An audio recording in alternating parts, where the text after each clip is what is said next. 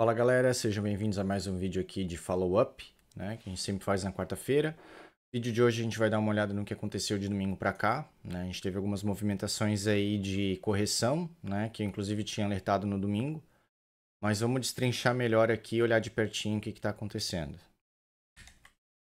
Bom, eu quero começar falando hoje aqui pela dominância, né. No último vídeo eu tinha comentado dessa região aqui, ó, dessa média exponencial de 100 períodos no tempo gráfico semanal, né. Então, lembrando, né, os princípios de análise gráfica. Quanto maior o tempo gráfico, né, mais sólido é, né, mais importante ele é. Então, aqui no semanal, a gente viu que segurou um pouco e deu esse repiquezinho, né? A gente pode ver que subiu um pouco aqui, chegou até 58,8% e caiu para 58,2%. Tá? Essa movimentação aqui, se a gente olhar mais de perto, ó, deixa eu deletar isso aqui. Foi essa movimentação aqui. No domingo a gente estava praticamente aqui assim, né? Quando eu falei. Era um momento de atenção, assim, para esperar um pouquinho, esperar melhores oportunidades de compra, né? E a melhor oportunidade de compra é quando a dominância está subindo, né? Então, se a gente olhar agora, por exemplo, o Ethereum, a gente vê o Ethereum tava aqui assim no domingo, mais ou menos. Ele chegou a 4.400, pegou uma ordem aqui que eu tinha falado, que era um número interessante para colocar, uma ordem 4.400. Mais ou menos nessa região aqui, pegou minha ordem. É nessa queda aqui que teve. E chegou a 4.650. Eu acabei realizando algumas parciais aqui, porque esse tipo de padrão aqui, ó, quando quebra essa linha aqui, ó, deixa eu tirar aqui as emas, para a gente ver com mais clareza. Esse tipo de padrão aqui, ó, quando quebra e tem um esgotamento, né, do Ethereum chegar lá em $5.000, para mim é mais é como se fosse um clímax, né, de preço, principalmente por ter sido um número psicológico de $5.000, né, chegou quase nisso, então a gente pode considerar, né. Então, para mim, o mercado ele tem que ganhar força, tem que vir algo mais extraordinário assim para o Ethereum continuar subindo, né, para ele ir, por exemplo, lá de novo nessa região de $5.000, o que eu acho que não vai acontecer por enquanto. Tá? A gente chegou aqui em 4.600, região aqui de resistência. A gente pode ver aqui que foi um suportezinho, virou resistência e agora virou, né, chegou lá de novo, outra resistência. Por isso que eu fui realizando lucros, né? Agora minha posição é bem pouquinho e meu stop está no 0 a 0. Então, se eventualmente Ethereum furar isso daqui e perder os 4.400, eu vou ter realizado um pouco de lucro e não vou perder nada, né? Vou sair no 0 a 0. Então, isso aqui é gerenciamento de risco na prática, né? Quando vai subindo, vai realizando lucro justamente porque se cair, tu não vai sair, né, de mãos abanando. Então, o Ethereum para mim é isso.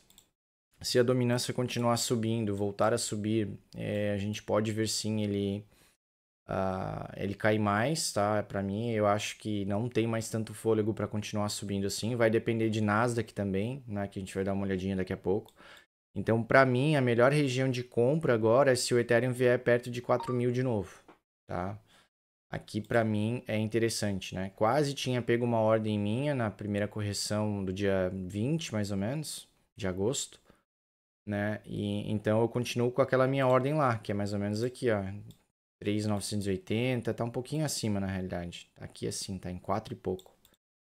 Então, se vier aqui, né, tiver uma correção de vir aqui, para mim faz mais sentido porque aí a gente pode ganhar força pro Ethereum renovar a máxima, né, chegar lá nos 5.000 ou passar de novo. Coisa para daqui a algumas semanas, né? Não é para agora. Eu acho muito difícil ter uma correção assim também que vá lá direto. Mas por isso que é importante a gente deixar ordens, né? Porque se acontece um flush, flush é o quê? É quando tem uma queda rápida, né? Muito rápida, na verdade, e a força compradora já atua, né? Porque acaba pegando várias ordens da galera que já deixou lá, né? Então, se acontece um flush, acaba pegando a ordem e é o melhor cenário de todos, né? Normalmente flushes faz subir bastante. Vamos dar uma olhadinha no Bitcoin.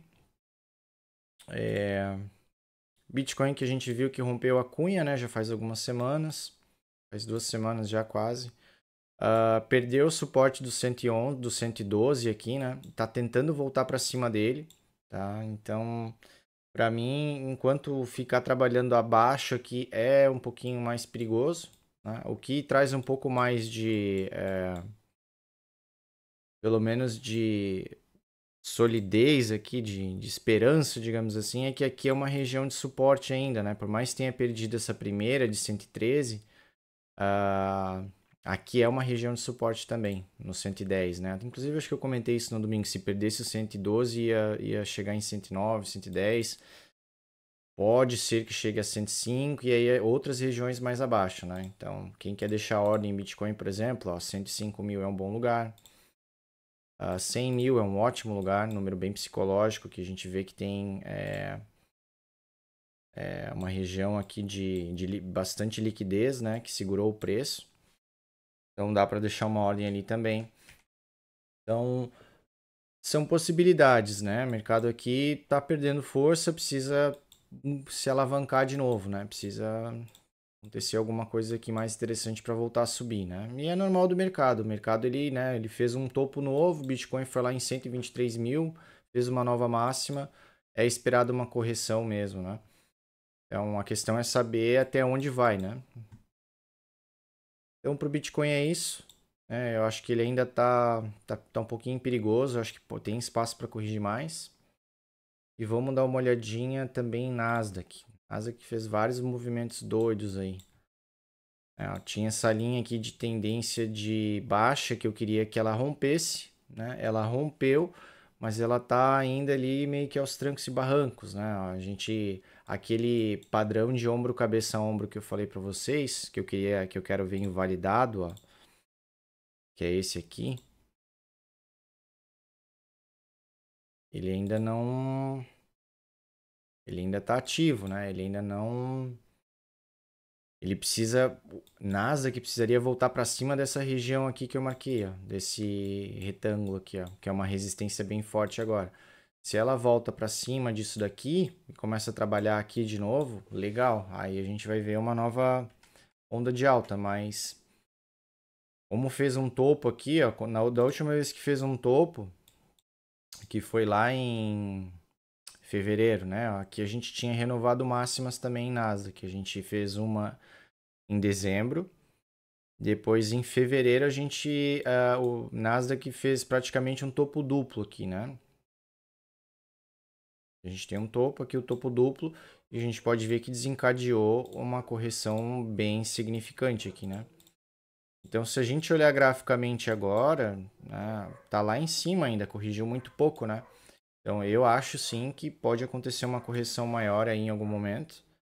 Vai depender aí de notícias, vamos ver se mês que vem, agora em setembro, o Fed realmente vai baixar os juros, isso deve dar uma animada no mercado, mas graficamente, né, seguindo aqui os padrões da análise técnica, né, o conhecimento de gráfico, a gente está vendo alguns padrões aqui que tendem a trazer uma reversãozinha, né, uma correção maior, somente esse ombro, cabeça, ombro aqui, tá? Então, tudo bastante em aberto, eu acho que assim, novas compras em altcoins em geral é aguardar boas oportunidades agora, tá? Eu não estou vendo mais tantas boas oportunidades quanto antes. No Ethereum aqui chegou em 5 mil, deu para realizar bastante lucro aí quem foi seguindo as minhas orientações aqui, quem foi comprando, né, ao longo dessa alta. Vamos dar uma olhadinha em algumas moedas que a gente tá mapeando, né? Vamos ver Solana.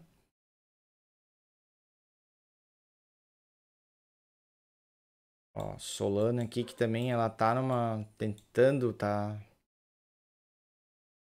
Tem aqui um padrão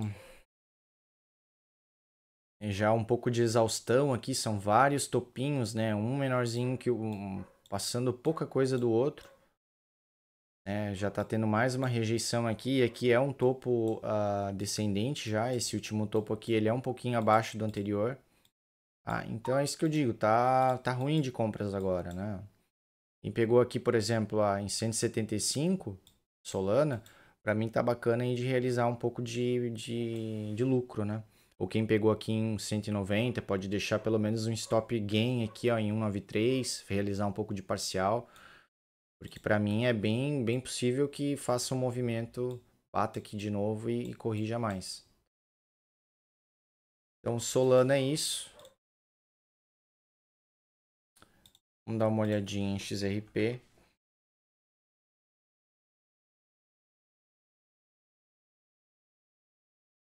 Ó, XRP que ainda está com bastante dificuldade de romper essa linha de tendência de baixa aqui, né? A gente pode ver aqui que nesses últimos dias tentou romper mais uma, duas, três vezes quase praticamente.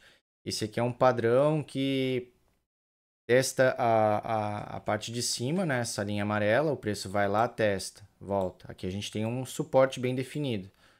Sobe de novo, bate. Então ele vai espremendo, mas isso aqui é um padrão que normalmente rompe para baixo, tá? Precisaria ver alguma... Vai precisar ver o mercado se animar para, por exemplo, ver esse padrão aqui, ó, romper para cima, né? Se fizer isso aqui, maravilha, né? Como a gente ainda está numa tendência macro de alta, existe essa possibilidade, né? Então, mas se cair, né? Se eventualmente Nasdaq ali fizer uma correção maior que nem a gente viu, a gente vai ver provavelmente XRP perdendo os 2,80, né? Aí a gente vai mirar em compras mais abaixo, que nem eu já tinha falado em outros vídeos, né? Falou dando ordem, 2,40, 2,30, 2, tá? Para pegar, para fazer um preço médio bacana, né? XRP aí que tem grandes chances de ser aprovado um ETF, acho que entre esse ano e o próximo, né? Então é uma moeda de qualquer forma bem boa de acumular a longo prazo, né? Pensando em vender, sei lá, em 2030, num próximo ciclo, né? Essas moedas aqui eu não acredito que, mesmo que venha uma correção, um bear market, vão cair tanto, né? São moedas boas para acumular. Vamos ver a ADA também.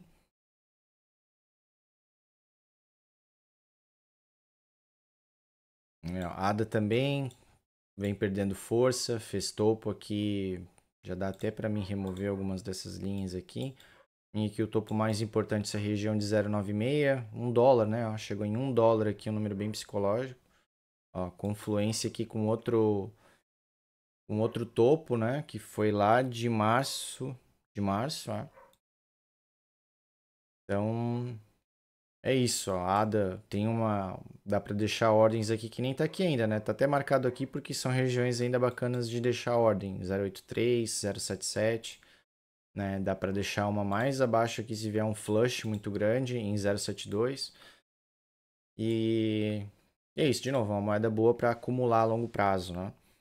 Vamos dar uma olhadinha no ouro também, já faz alguns dias que eu não vejo o ouro. Ouro que continua lá em regiões de máxima, né? Tá aqui aos trancos e barrancos aqui esse padrão aqui já há semanas. Continua respeitando essa linha de tendência aqui de... Continua respeitando essa figura gráfica aqui, né? A gente pode ver que o preço vai lá, bate, volta, tá se espremendo, né? Quanto mais ele se espreme, né, mais ele chega perto de tomar uma decisão, né? De ou continua subindo, aí ele vai ter um impulso grande, né? Vai ter uma movimentação bacana, ou de fato ele vai abrir uma correção maior. Para mim, como já subiu bastante, não vale a pena sair comprando pesado, né? Para mim, o ideal do ouro era ele realmente fazer esse movimento aqui para baixo, para dar melhores oportunidades de compra, né? Para ir acumulando ouro aí a longo prazo também. O ouro é um ativo que sabe aí que é escasso e a tendência dele é sempre continuar subindo, né? Vamos dar uma olhadinha no dólar também, SDT.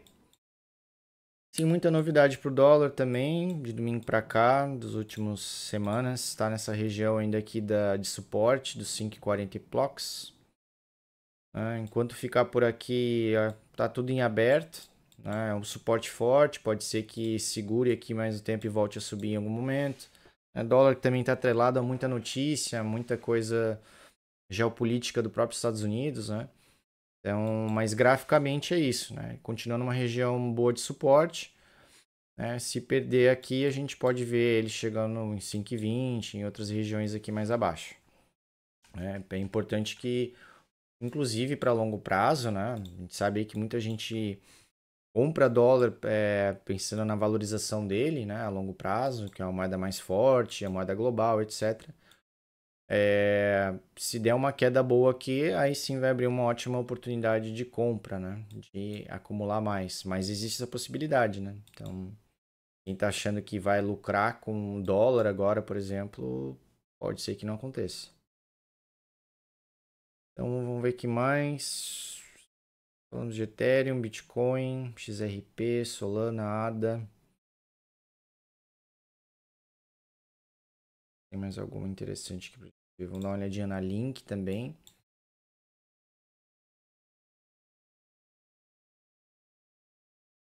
Olhadinha na Link, ó, Link que eu deixei já aqui também alguns pontos de compra que são interessantes. Mas ó, se vocês vão lembrar, eu tinha falado que normalmente ativos assim, que já tem um topo definido, né, que já fez uma movimentação de alta, a gente consegue mapear zonas de compra e venda bem mais fácil, né? Porque o preço ele tende aí como um imã, como se fosse, como se fosse subindo de andares, né? Então aqui a gente vê, ó, a gente tinha um andar na região de 19, subiu, tentou romper aqui na região de 22, que era o segundo andar, conseguiu e foi lá para o terceiro, ó, foi lá para a região de 26, até passou, deu um clímax aqui, ó, em 27. Tá, então tá corrigindo, correção esperada, né? Fez uma movimentação bem grande de alta nesses últimos 2 meses, né? Vamos ver no semanal aqui quantas semanas deu isso. Foram duas semanas de alta, duas de correção, mais 3 semanas de alta, estamos na primeira de correção. Então, assim, possivelmente vai ter mais uma semana aqui, etc, de correção. Onde é que é o melhor ponto de compra aqui para mim agora? Essa região aqui de 20. Tá? Então, quem está mirando em comprar mais Link, é um bom ponto aqui. A região de 20 dólares é bem bacana. Tá? Dá para deixar uma ordem em 21 também, né? Se ela não chegar exatamente lá. Escalonando ordens ali, algumas pelo menos duas pertinho, né? Uma em 21, uma em 20, aí outra de repente em 19, e se limita aí, né? Que aí são 3 ordens mais ou menos na mesma região. Vou dar uma olhadinha em NJ também. NJ é uma moeda que eu particularmente gosto, mas ela ainda tá fraquinha. Fez um pullback aqui. Morreu nessa região aqui de resistência de 16. Tem essa região de suporte aqui forte. Tem outra região aqui interessante também. NJ eu acho que eu vou até deixar uma ordem aqui. Mais ou menos nessa região de 11.